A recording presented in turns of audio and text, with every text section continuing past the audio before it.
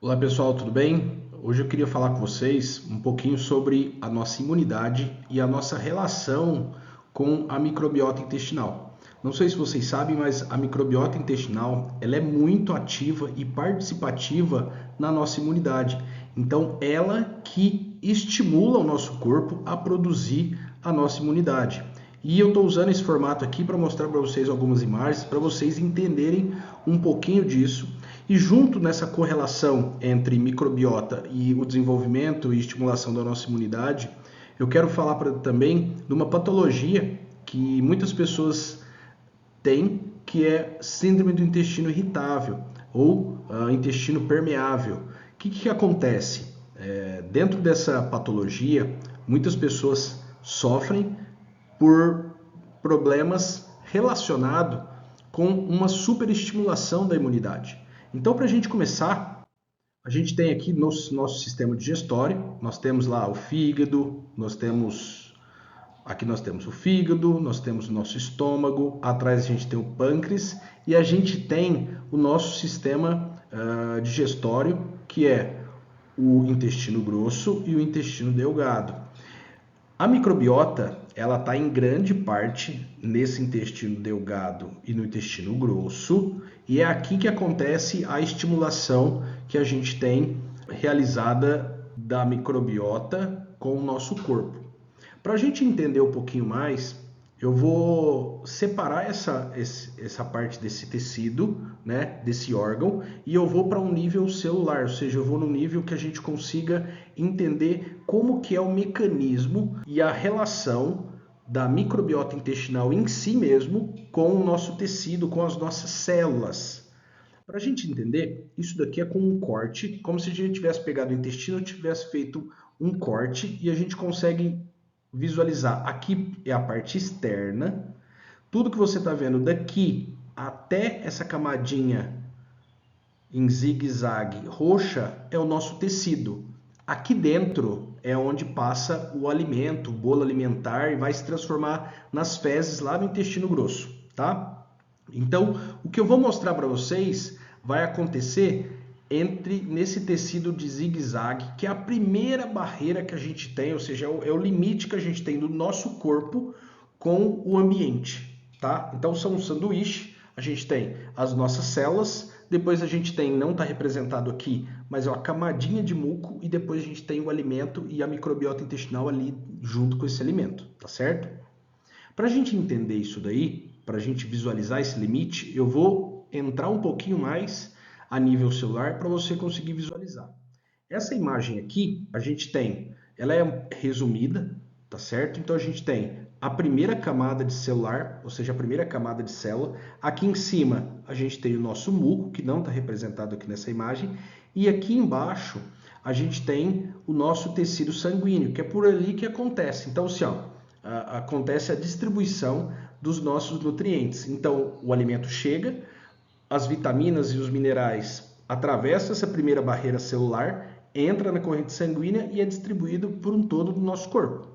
Então, o que acontece? Esse daqui é um ambiente normal, saudável e totalmente harmônico. Então, a gente tem aqui em cima as células, a gente tem os nutrientes aqui, essa barreira, né, de células seleciona, ela só deixa passar as vitaminas, os minerais, e a gente tem um ambiente totalmente controlado. Quando a gente fala da disbiose da microbiota intestinal, a gente tem várias esferas que a gente deve tomar conta, tomar cuidado, e a gente deve se atentar para que a gente cultive essa microbiota intestinal. E uma delas a gente tem a dieta, né? Mas inicialmente a gente já começa lá no nascimento.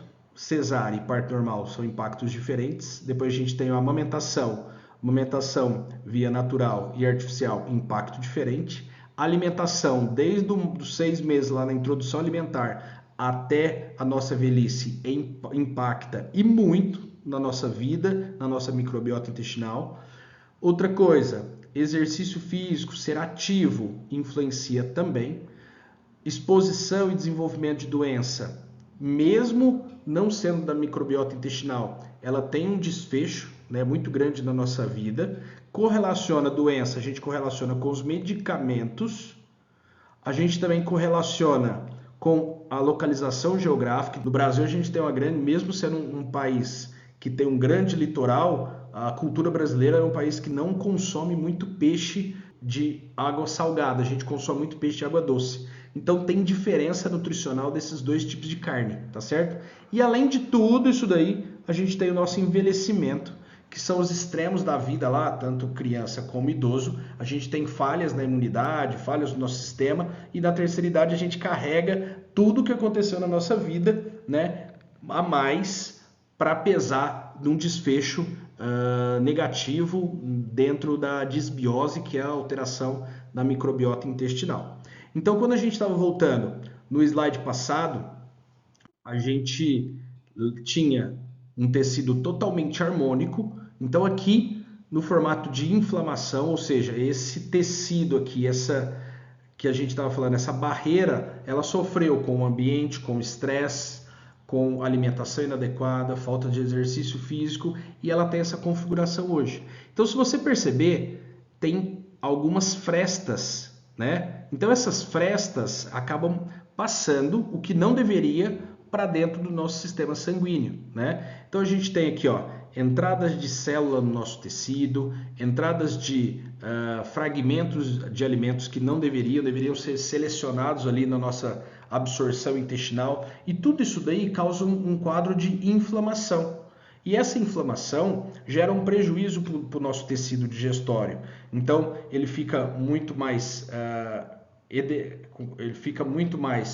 inchado, vamos falar assim, ele tem um edema, então ele para de funcionar, a motilidade dele para de funcionar, ele tem uma dificuldade muito grande de absorver nutrientes. Por mais que ele esteja nesse formato, muitos nutrientes são fabricados, muitas vitaminas são fabricadas pela microbiota intestinal. Se essa microbiota está totalmente desconfigurada, às vezes ela não produz essa vitamina. Então a gente tem uma queda de alguns tipos de vitamina, principalmente vitamina K e os complexos B, né? Vitamina B2, B6 e a vitamina B12, que são bastante produzidas pela microbiota intestinal. Então, esse quadro de intestino permeável, que é o nome que a gente dá para essa patologia e para esse formato alterado do nosso tecido, a gente sofre muito. Então, qualquer tipo de alimento um pouquinho mais inflamatório ou quimicamente mais complexo, o nosso corpo presta um sinal muito grande e esse paciente sofre muito com os sintomas disso: má digestão, lentidão intestinal, constipação ou quadro de diarreia, baixa de vitamina, o sistema digestório ele fica inchado, então a pessoa fica com a sensação de estufamento, sensação de intestino parado, sabe? Então, assim, ó, são várias coisas que acometem essa inflamação que a pessoa acaba sofrendo a longo prazo. Só para a título de comparação, só para a gente conseguir visualizar tanto o nosso tecido aqui normal, e aqui a gente já tem um tecido inflamado, onde tem a permeabilidade de coisas que não deveriam estar passando para o nosso tecido. E quando a gente fala disso, a gente tem que entender que a microbiota ela não é transitória, a microbiota ela é nossa, mas ela passa por fases transitórias. Então, a gente tem uma microbiota do tipo X na nossa infância, na adolescência a gente tem outra, Y, na nossa juventude, na nossa vida adulta, formato Z, depois a gente formato D, A, B, C, e tudo isso daí vai refletir nos comportamentos que a gente tem, né? A gente fala de modo geral num formato ambiental, do ambiente, só que a gente tem que entender que muitas coisas que a gente faz, a gente tem um controle sobre isso daí. Então você tem muito controle sobre a sua alimentação, você tem controle sobre o seu exercício físico, você, se fazer essas duas coisas, você já começa a melhorar e ter um controle da sua saúde. Você consegue também ter um controle, às vezes, do seu ambiente, não precisa de comer errado, igual outras pessoas estão comendo. Você tem o poder de escolha, de falar, não, eu não vou comer isso, eu vou me organizar para comer melhor. Então, tudo isso daí pode ser sanado, começando pela alimentação e exercício físico. A gente consegue melhorar esse quadro de disbiose, melhorar essa microbiota para a gente colher bons frutos e não ficar sofrendo com essas variações da microbiota, com esse desconforto intestinal. Eu queria agradecer e pedir para você se inscrever no nosso canal. Aqui eu falo muito sobre saúde intestinal, microbiota, alimentação saudável e tudo que esse mundo pode melhorar na nossa qualidade de vida, e elas estão intimamente ligadas com a nossa saúde. Então se inscreva no canal e acompanhe, a gente faz vídeo toda semana para vocês. Forte abraço!